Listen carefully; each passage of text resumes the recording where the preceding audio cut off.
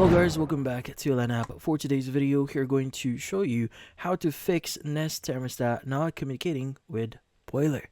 So if you're interested, let's get started.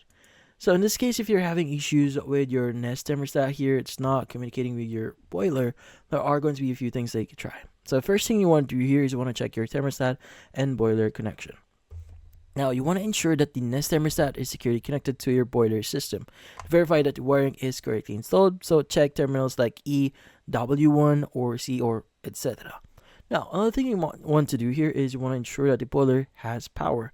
Now, make sure the boiler is turned on and receiving electricity. And also check the circuit breaker and the switch near the boiler to confirm they are not turned off.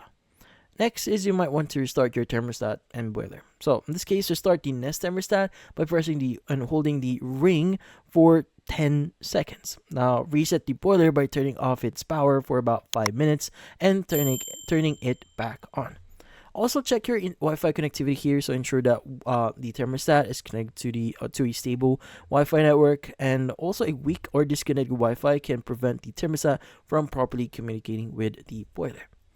And also, if applicable, you might want to inspect your heat link here. So in this case, check the heat link indicator lights. Like if it's called solid green, it has like normal operation. But if it's blinking yellow, then connection issues that needs to be troubleshoot. Now, also, you might want to update the thermostat software. So you want to go to your settings, software on the thermostat, then check for available updates and install them to fix potential software-related issues. And if none of those work, the next thing that you could do here is to contact Nest support or HVAC technician.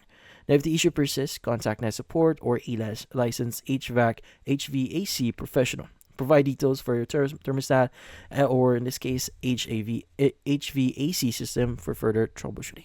But in this case, that's about it. Hopefully this video was able to help you. Like and subscribe to LAN app. Thank you for watching.